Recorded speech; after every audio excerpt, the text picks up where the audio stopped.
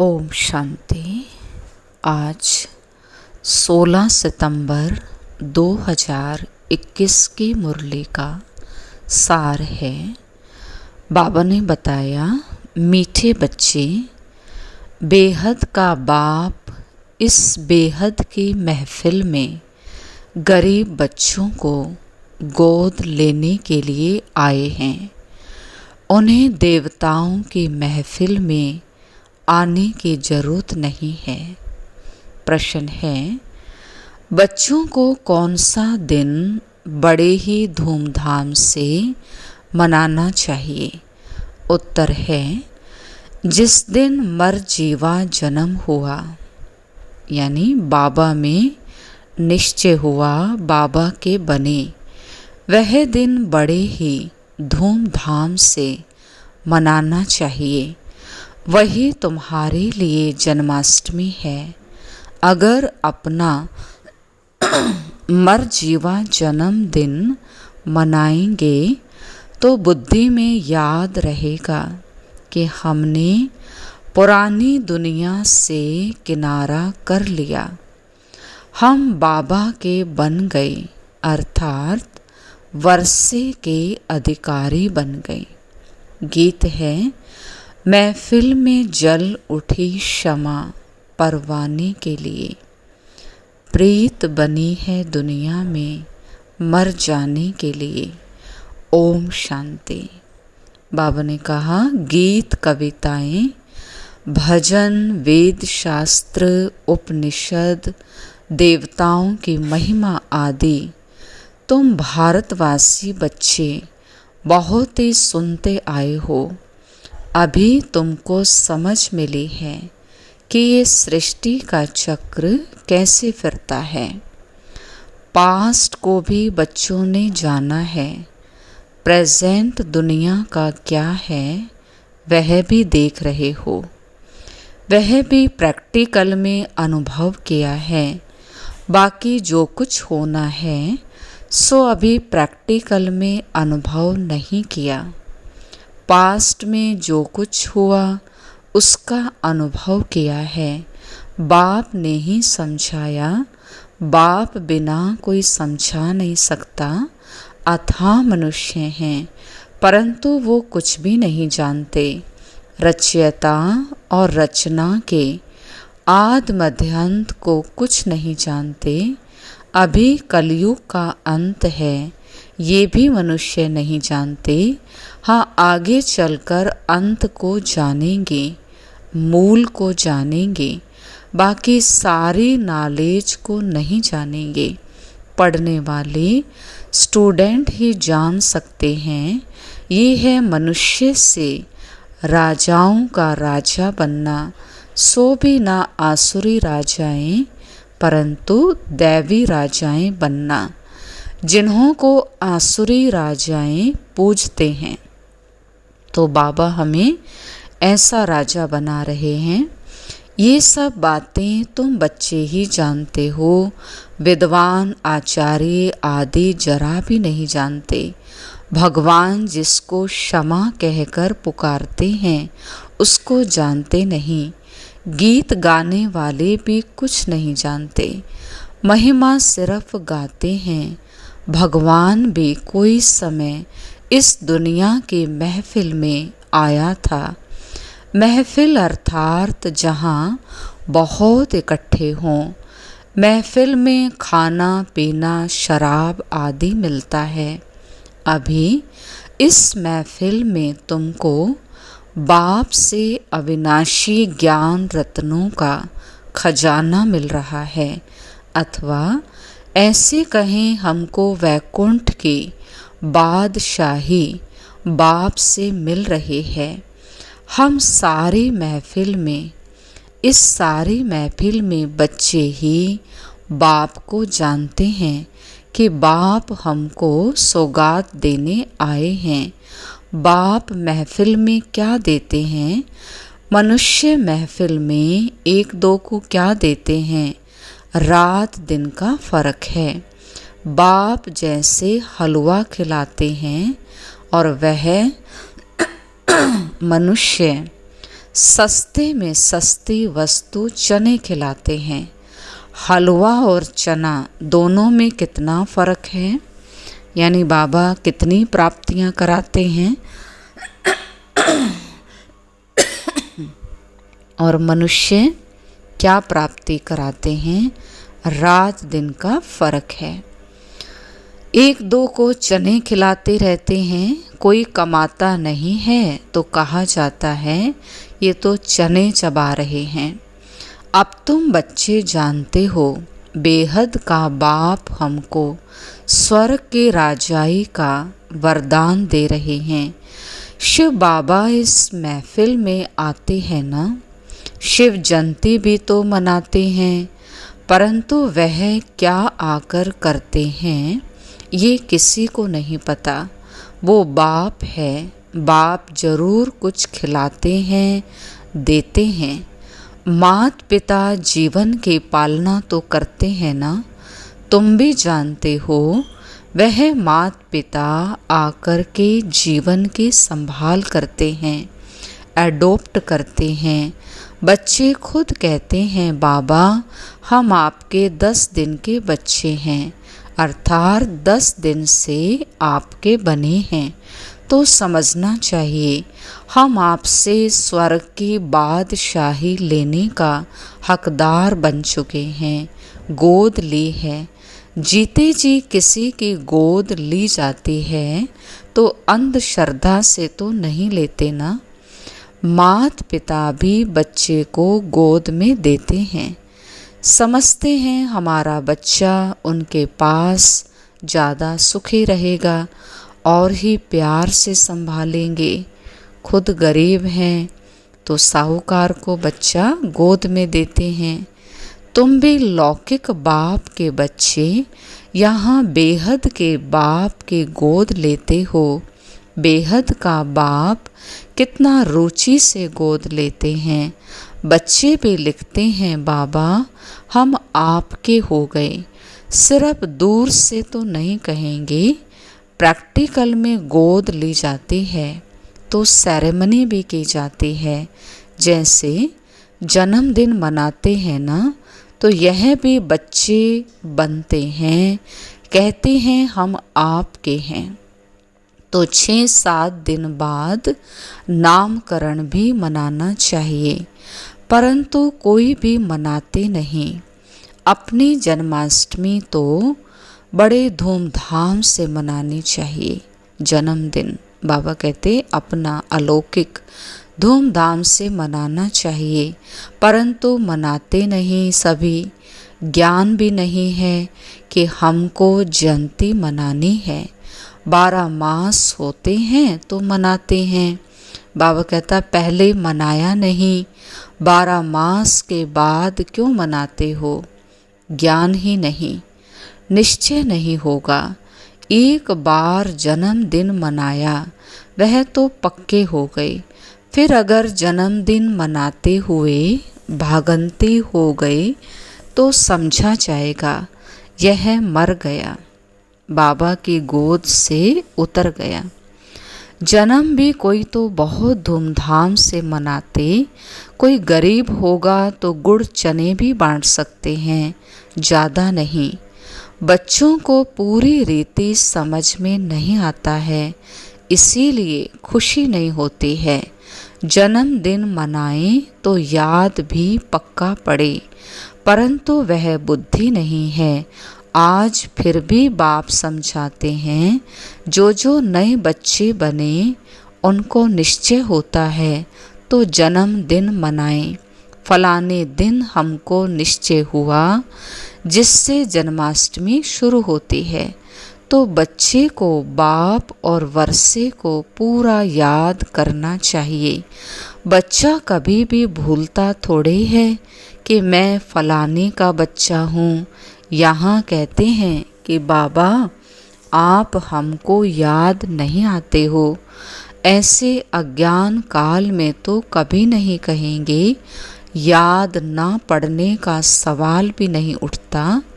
तुम बाप को याद करते हो, बाप तो सबको याद करते ही हैं। सब हमारे बच्चे काम चिता पर जलकर भस्म हो गए हैं। ऐसे और कोई गुरु व महात्मा आदि नहीं कहेंगे। ये भगवानुवाच है कि मेरे सब बच्चे हैं। भगवान के तो सभी बच्चे हैं ना। सब आत्माएं परमात्मा बाप के बच्चे हैं। बाप भी जब शरीर में आते हैं तब कहते हैं ये सब आत्माएं हमारे बच्चे हैं। काम चिता पर चढ़कर भस्मीभूत तमो प्रधान हो गए हैं। भारतवासी कितने आयरन एज्ड हो गए हैं। काम चिता पर बैठ सब सांवरे बन गए हैं। जो पूज्य नंबर 1 गोरा था सो अभी पुजारी सांवरा बन गया है। सुंदर सो शाम है। ये काम चिता पर चढ़ना गोया सांप पर चढ़ना। वैकुंठ में सांप आदि नहीं होते जो किसको डसें। ऐसी बात हो ना सके। बाबा कहता वहाँ विकार नहीं होते। 5 विकारों की प्रवेशता होने से तुम तो जैसे जंगली कांटे बन गए हो। कहते हैं बाबा हम मानते हैं ये है कांटों का जंगल। 1-2 को डसकर सब भस्मीभूत हो गए हैं। भगवानुवाच मुझ ज्ञान सागर के बच्चे जिनको मैंने कल पहले भी आकर स्वच्छ बनाया था वो अभी पतित काले हो गए हैं। बच्चे जानते हैं हम गोरे से सांवरे कैसे बनते हैं। सारे 84 जन्मों की हिस्ट्री ज्योग्राफी नटशेल में बुद्धि में है। इस समय तुम जानते हो कोई 5-6 वर्ष से लेकर अपनी जीवन कहानी जानते हैं नंबरवार बुद्धि अनुसार। हर एक अपने पास्ट जीवन कहानी को भी जानते हैं। हमने क्या क्या बुरा काम किया। मोटी मोटी बातें तो बताई जाती हैं। हमने क्या क्या किया पिछले जन्म के तो बता ही नहीं सकते। जन्म जन्मांतर के जीवन कहानी कोई बता ना सके। बाकी 84 जन्म कैसे लिए हैं सो बाबा बैठ उन्हों को समझाते हैं। जिन्होंने पूरे 84 जन्म लिए हैं उनके ही स्मृति में आएगा। घर जाने के लिए मैं तुमको मत देता हूँ। इसीलिए बाप कहते हैं ये नॉलेज सब धर्म वालों के लिए है। अगर मुक्ति धाम घर जाना चाहते हो तो बाप ही ले जा सकते हैं। सिवाय बाप के और कोई भी अपने घर जा नहीं सकते। कोई के पास ये युक्ति है ही नहीं जो बाप को याद कर और वहाँ पहुँचे। पुनर्जन्म तो सबको लेना है। बाप बिना तो कोई ले नहीं जा सकता। मोक्ष का ख्याल तो कभी नहीं करना है। यह तो हो नहीं सकता। यह तो अनादि बना बनाया ड्रामा है। इससे कोई भी निकल नहीं सकता। सबका एक बाप ही लिबरेटर गाइड है। वही आकर युक्ति बतलाते हैं कि मुझे याद करो तो तुम्हारे पाप भस्म होंगे, नहीं तो सजाएं खानी पड़ेंगी। पुरुषार्थ नहीं करते तो समझते हैं यहाँ का नहीं है।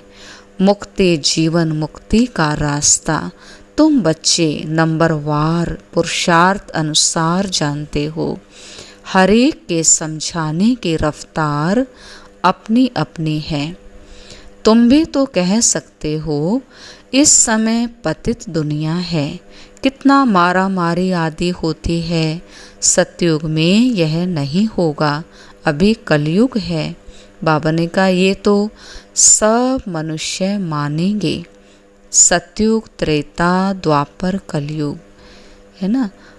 और भाषाओं में भी कोई नाम कहते जरूर होंगे। इंग्लिश तो सब जानते हैं, डिक्शनरी भी होती है इंग्लिश हिंदी की। अंग्रेज लोग बहुत समय राज्य करके गए तो उन्हों की इंग्लिश काम में आती है। मनुष्य इस समय यह तो मानते हैं कि हमारे में कोई गुण नहीं है। बाबा, आप आकर रहम करो, फिर से हमको पवित्र बनाओ। हम पतित हैं। अभी तुम बच्चे समझते हो कि पतित आत्माएं एक भी वापस घर जा नहीं सकते। सबको सतो रजो तमो में आना ही है। तो बाबा कहते हैं, बाप इस पतित महफिल में आते हैं। कितनी बड़ी महफिल है।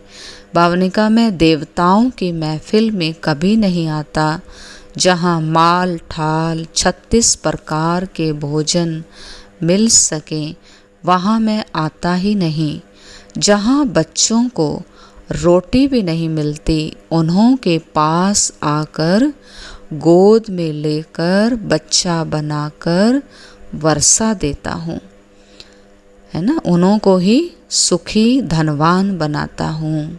बाबा कहते, मैं गरीब निवाज हूँ, साहूकारों को गोद में नहीं लेता हूँ। वे तो अपने ही नशे में चूर रहते हैं।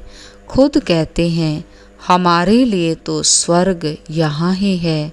फिर कोई मरता है तो कहते हैं स्वर्गवासी हुआ, तो जरूर यह नरक है। तुम क्यों नहीं समझाते हो? अभी अखबार में भी युक्ति युक्त किसी ने डाला नहीं। बच्चे भी जानते हैं। हमको ड्रामा पुरुषार्थ कराता है। हम जो पुरुषार्थ करते हैं वो ड्रामा में नोंद है। पुरुषार्थ करना भी जरूर है, ड्रामा पर बैठ नहीं जाना। बाबा ने कहा, हर बात में पुरुषार्थ करना है। पुरुषार्थ करेंगे, फिर जो होगा पुरुषार्थ से ही प्रारब्ध मिलेगी।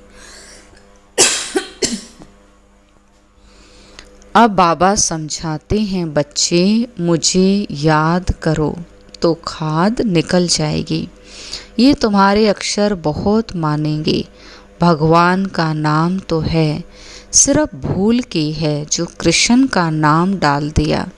अब बाबा भी बच्चों को समझाते हैं, ये जो सुनते हो सुनकर अखबार में डालो। शिव बाबा इस समय सबको कहते हैं, 84 जन्म भोग तमो प्रधान बने हो। अब फिर मैं राय देता हूँ, मुझे याद करो तो विकर्म विनाश होंगे। फिर तुम मुक्ति जीवन मुक्ति धाम में चले जाएंगे। बाप का यह फरमान है, मुझे याद करो तो खाद निकल जाएगी। अच्छा बच्चे कितना समझाएं। बाबा रोज समझाते हैं, तो समझदार बनना है। अच्छा, मीठे मीठे सिकिलधे बच्चों प्रति माता पिता बाप दादा का याद प्यार और गुड मॉर्निंग। रूहानी बाप के रूहानी बच्चों को नमस्ते। हम रूहानी